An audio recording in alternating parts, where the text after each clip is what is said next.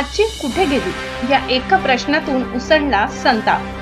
शहाद्यात तरुणाची निर्घृण हत्या. भाची सुरतला गेल्याच्या रागातून संताप. शहाद्यात तरुणाचा खून. नमस्कार, आपण पाहतात परिवर्तन 24 न्यूज. नंदुरबार जिल्ह्यातील शहादा तालुक्यात नातेसंबंधातील वादातून एका तरुणाची निर्घृण हत्या झाल्याची धक्कादायक घटना समोर आली असून संपूर्ण परिसरात खळबळ उडाली आहे.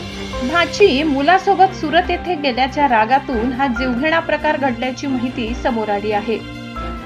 या प्रकरणी मनोज प्रताप पाटील व अन्य एक जण राहणार होळ, तालुका शिंदखेडा, जिल्हा धुळे यांच्या विरोधात गुन्हा दाखल करण्यात आलाय. फिर्यादी भटू भगवान बोरसे राहणार कळंबू, तालुका शहादा, जिल्हा नंदुरबार यांनी दिलेल्या तक्रारीनुसार त्यांचा मुलगा दीपक भटू बोरसे वय 36 याचा या मारहाणीत मृत्यू झाला. मिळालेल्या माहितीनुसार आरोपींनी फिर्यादी यांना आमची भाची वैशाली कुठे आहे असा जाब विचारला. त्यावर फिर्यादी यांनी संबंधित मुलगी प्रवीण नावाच्या मुलासोबत सुरत येथे गेली आहे असे सांगितले. हे ऐकताच आरोपी संतापले आणि वाद अचानक चिघळला.